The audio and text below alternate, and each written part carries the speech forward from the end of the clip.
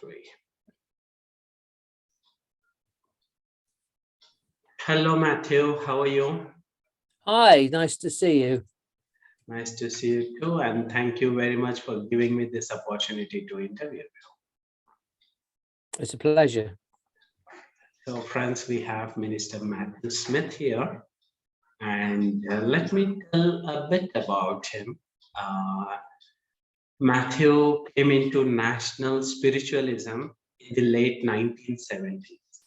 It was privileged to see many of the great mediums of the past who shared their mediumship in such a natural and evidential way. His learning as a student at the College of Arthur Findlay College, he has been working as an tutor, course organizer for many years. He understands how it feels to unfold these wonderful abilities which lie within the human form because he has gone through the process. So, let us know more about Matthew from his own words. Matthew, how did this mediumship and all this attracted to you, which is very rare? Okay, so the sensitivity was there since birth. Okay. And a lot of mediums will tell you that they had spiritual experiences when they were young, although of course they didn't know they were spiritual experiences. To them it was quite normal. But when I was a child, I was epileptic, and unlike a lot of mediums, I didn't actually physically see the spirit world. Okay. I just knew that they were there. Okay. And in later years, when I asked my spirit friends about this, I was told they couldn't present themselves to me in that physical manner because it could have triggered fits. Oh, okay. And so they showed themselves in a way that was not just easier for them, but also for my own health. Wow. And I stopped having fits when I was around 5. Okay. And how did you get into the interest of teaching and helping others? What inspired you to teach this subject with others?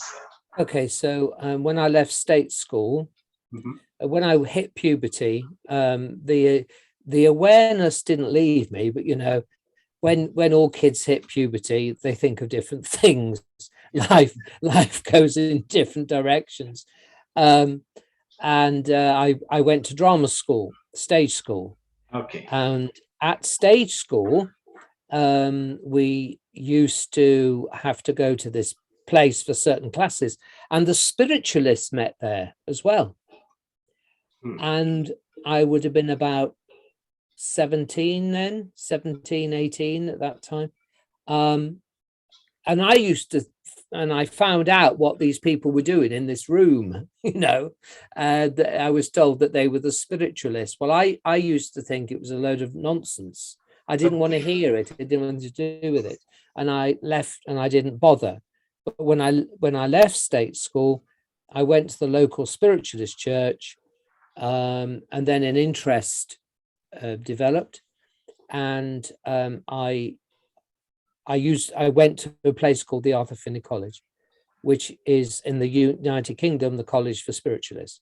Anybody can go there, and from there, as you said in the opening remarks, I learned about mediumship. Okay. And then it just went from there. Really, I've never sought work. I've never looked for work. Work has come to me, and any medium that is working with the spirit world will bring the work to them. Okay, amazing. And silver birch. Have you heard of silver birch? Silver bird, no? Yeah, that he is the guide of a trance medium called Maurice Barbanel. He said, Silverbert said through his medium, in a trance state, the more the medium becomes known in your world, the more they become known in ours. Okay. Think about it. Yeah, think about it, because it says in the Bible, doesn't it? By their light ye shall be known. Excellent. Wow. Mm. So you have this experiences right from early age. Did you ever try Ouija board as a teenager?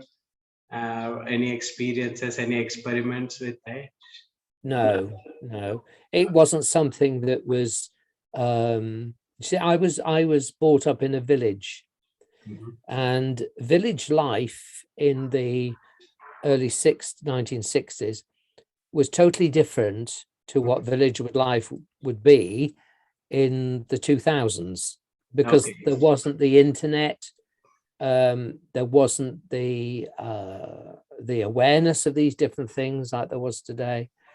I wouldn't encourage anybody to work with a Ouija board or anything like that. Not because they are dangerous, but because they don't know what they're doing. Okay. And the mind, the person's mind can make that thing zoom around. Okay. Make the glass or the pointer zoom around. So look, you wouldn't give a kid a box of matches, would you, and say, go and play with it? No, we will You never know, do that. so Yes. no, I would say, yes, they're okay to work with, providing you have someone who's knowledgeable, Okay. who knows what's happening. I've sat with them in adult life and with people, and I've done it at the college, and we've had very good results. Wow. What kind of results you got, Matthew, with the Ouija board? What results did we have, did you say? Like you said, in your adult life, you have experimented with the Ouija board, right? So what kind Yeah. of results have you experienced? Oh, undoubtedly. Once I was working with a student on Zoom, Mhm. and this student's German, and I can't speak German. Okay. A few words, but I can't converse in German. And I was impressed to sit with it for her, and it was spelling German words. Oh. Now, there is no way I could do that, because I can't speak German. It would be the same if we sat together and it was spelling your native language, which I can't speak. So that proves an intelligence. Yes, amazing, right? Wow. And it's not just yes, no. Proper words. Yeah. I mean, only a few weeks ago, a friend of mine, we sat together, and we'd never sat together before for this, and it started to spell a name. Say, for example, it started to spell SY, and in my head, clairaudiently, I heard Sylvia. Oh. So I said, that's Sylvia, and it went to yes. So the spirit world were able to utilize my mediumistic powers combined with that of the board. But I can't emphasize enough, I'm not saying in your interview that I recommend people go out and do it. Yes. Because you've really got to be, you've really got to know what you're doing with it. Okay. And the messages that come through are always positive. And and at one point I had my eyes closed, so I can't see where the glass is going. And the person with me said, what's the name of the dog? And it spelt whiskey. Remember, I can't see it, but it's spelt whiskey, and that's the name of the dog. Wow. Wow. I mean, that's an unusual Mind name, isn't blowing. it, for a dog, really? Yes. Benji or Ben or something, Rover, you know, but whiskey. Wow. Amazing. Mm. This is such an incredible experience that. Well, obviously, people that are listening, you know, to this talk, there's going to be skeptics out there, and you know, it's okay to be skeptic. It's okay. It's healthy. You know, in the beginning, although I knew this group of men, I knew there were men that were there, but I couldn't see them. My father was physically abusive, not sexually, but physically. So I knew those men were there to protect us, and I was never hurt. So they were there to guide us, and etc. And then when he left, of course, the fits stopped. So that told me the epilepsy was triggered through emotion, rather than any other cause. Sorry, I've digressed. What was the question? What was the question? Experiences, was it? Yes, yes. We were talking about your experience. Yeah. And so the skeptic, yeah. So it's healthy to be skeptical. But in the skepticism, allow your mind to be open. Open, yeah. You know, because you shouldn't believe in life in general. I mean, nobody should believe everything that they're told. they need to look at it in a rational way. And I always thought, you know, when people would say, "Oh, I know my mother's around because I saw a feather on the floor," you know, and that kind of stuff. And I'm thinking, oh, it's probably a bird flew over with alopecia, you know, and that's what it is. But I'd been to see a family who the mother had just died, and they wanted me to take her funeral. And I just took basic information. And when I came home, outside of my door, there was a petal from a flower. Okay. And this petal is not in my garden. So when I went back to see the family, I took this petal, and it was from a very rare plant that was in their garden. Oh my God. Now, you see, the spirit works in so many different ways, but there's always got to be an intelligent thread behind it. And I didn't believe that stuff was possible. Yes. But the spirit world showed me in that particular case. And no, to those who are listening, I didn't have it on my shoe, you know, because I hadn't even been in their garden. It was a plant they had in their back garden. But it gave that family so much hope. Another occasion, I went to see a family, and on my way home, I went to do shopping because, you know, mediums, we have to live. We have normal lives. Obviously. And say this man's name that I was doing the funeral for, say his name was Joe, for example. It wasn't, but say it was. I go into this car park and I park my car. It's a huge car park. I go into this particular space. Right next to me was a car with a number plate Joe 1. Oh my God. I think his name was Mick, actually, Mick 1, if I remember correctly.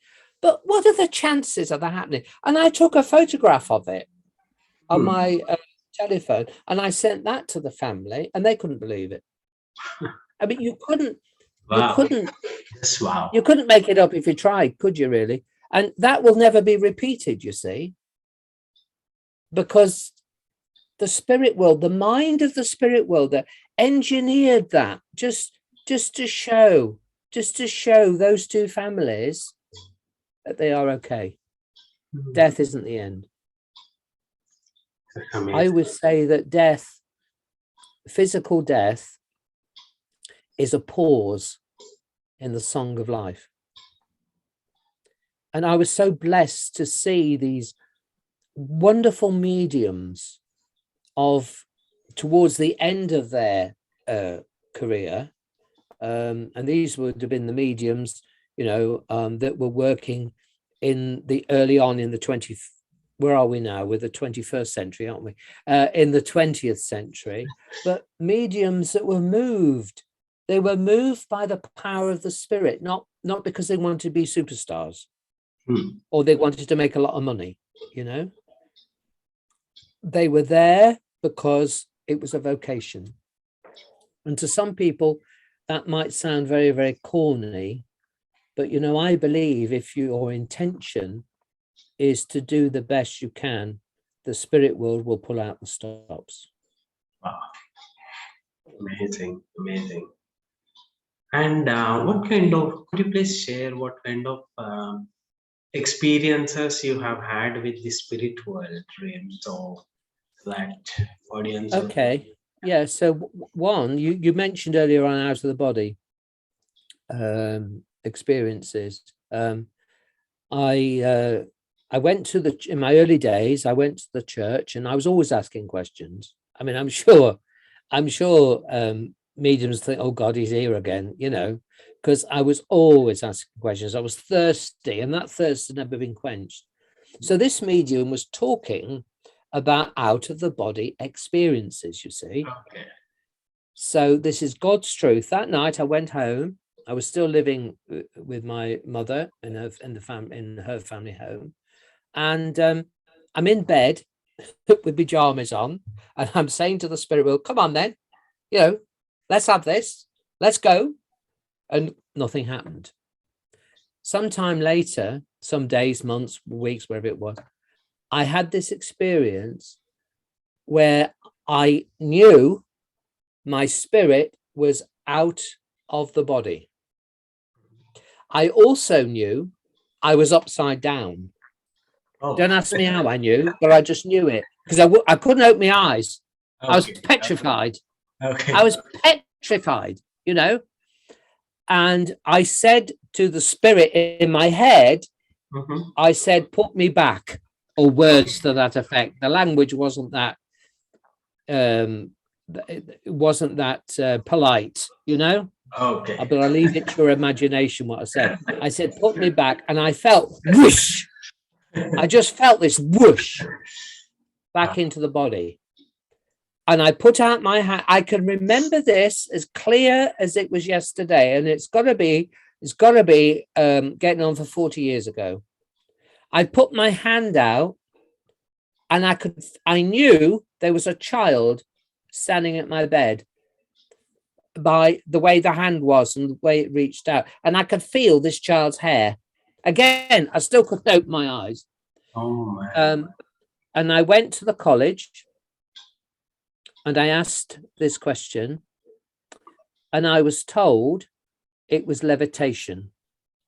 Okay. And I was also told that when the spirit world present themselves to you, first of all, they will either show themselves as a child or an animal.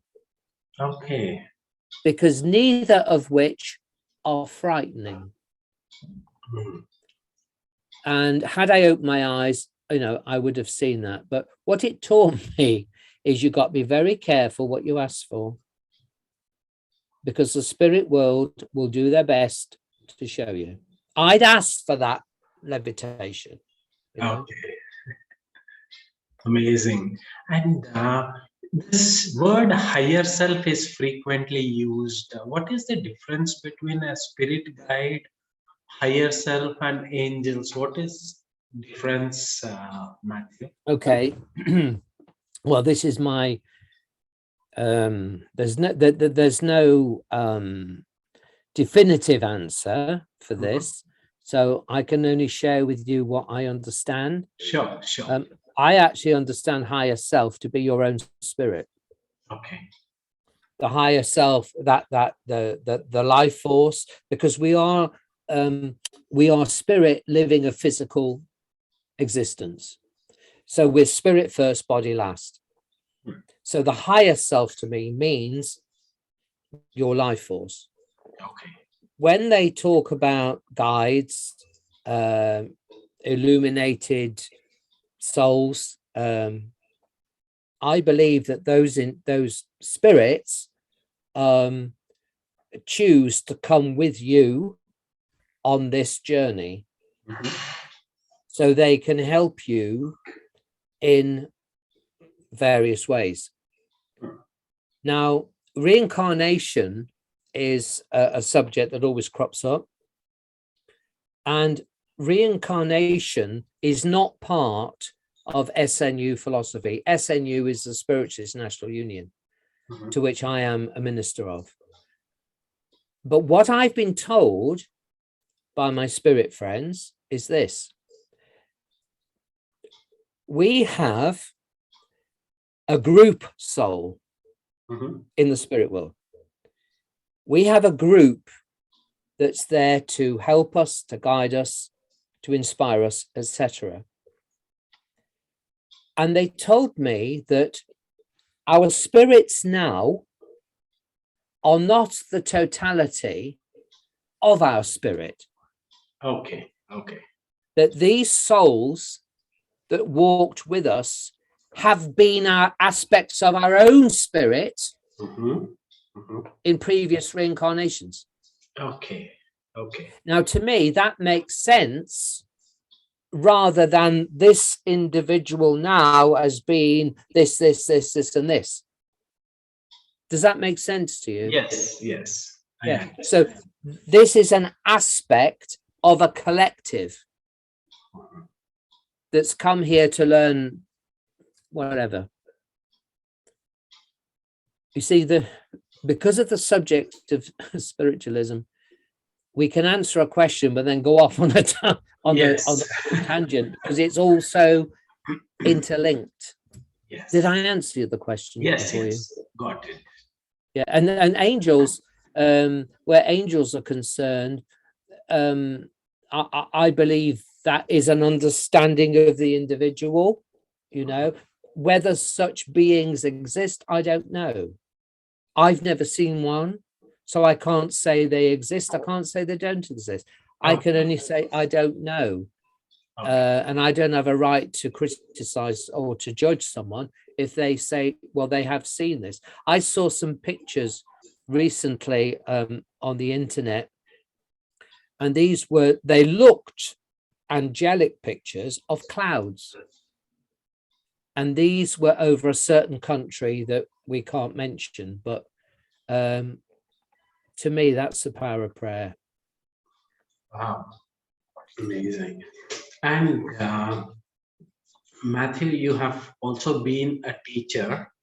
So what kind of trainings do you conduct if someone is interested to explore their abilities or understand their gifts, which they cannot share with everyone? People like you will be understanding, you know what they are going through. So what kind of trainings and mentorings you offer? Okay, well, people can either experience my teachings at the Arthur Finney College, which is done through Zoom. But that is through the college. It's not private training as it would be with me. It would be in a group aspect of workshops. If they go to www.arthurfinneycollege.org, there they will find not just my information, but other teachers as well. There is also the private teaching, mentorship, and I arrange, if people want to come into my training scheme, I arrange an interview with them first, because I need to be sure that I can help them, because you can't help everybody, you know.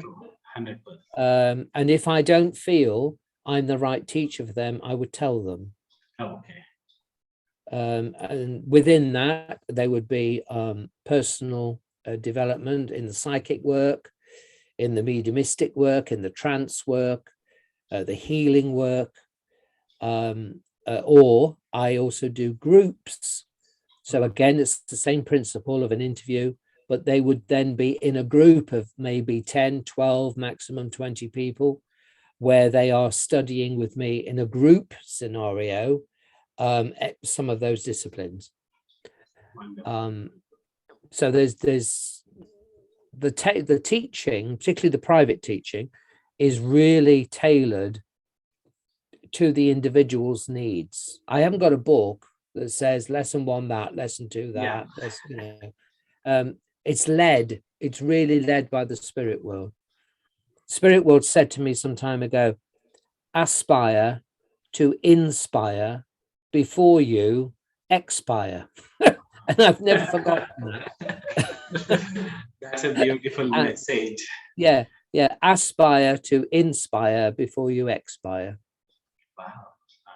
And isn't it so though, really in life, that when you can be yourself, you are at harmony. Yes. You are at peace. So true, Matthew. But when you're trying to chase something that's not within your destiny because you want it, rather than it's your spirit's pathway, it's never going to work. I trained to be an actor. That's what I trained for. And I did do some work, but I couldn't cope with the rejection. But my life's plan wasn't to be the actor. Okay. My life's plan was to have the training of an actor, and then that training helps me how to present. Okay. Wow. But I fought against it, and people don't always fulfill their dreams because fulfill their destiny, because they're fighting something that they want to do, but they haven't been born to do. Okay. And that's where the free will comes in. Beautiful. And I really thank you, Matthew, for your time, because there are so many beautiful modalities that help us: mediumship, tarot, Ouija board. But with the right mentor, right teacher, people can immensely get benefited. And due to these movies and some social stigma that all this is considered as witchcraft, black magic, and all that. So what's your final message to the people who are scared? Skeptical, fine, but people who are scared, what's your message to them?